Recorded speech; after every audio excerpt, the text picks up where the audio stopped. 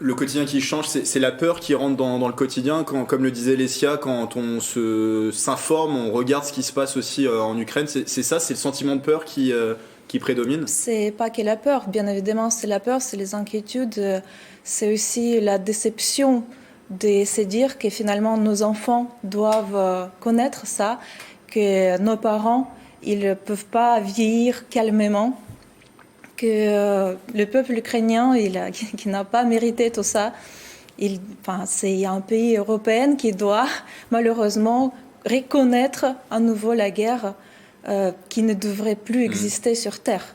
Je crois que votre père est resté sur place pendant un mois sur le front et le mari d'Anastasia, votre amie, est toujours sur place. Le mari d'Anastasia, comme le fils de Marina, ils sont toujours à Kiev. Mon père, il était resté dans la ville de Tchernihiv et qui a été malheureusement beaucoup touché. 70% de la ville a été détruite. Et là, mon quotidien a beaucoup changé par contre. Il y a un an, je ne vivais plus parce que c'était une peur extrême de ne plus jamais pouvoir y voir ma famille et surtout que je ne pouvais absolument rien faire pour eux.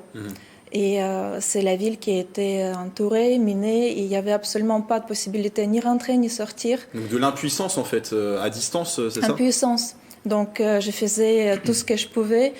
Envoyer les produits, l'argent, et dans la ville, parce que je pouvais absolument rien faire pour mon père.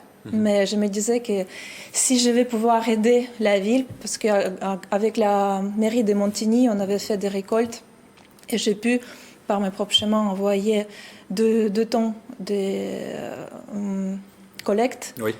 Et le lendemain, mon père a réussi à sortir. Essentiellement des médicaments dans les collectes d'ailleurs. Voilà.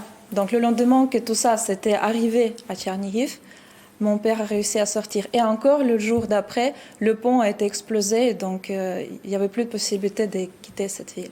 Donc un quotidien qui a changé, qui a basculé il y a un an, avec le début de ce conflit en Ukraine.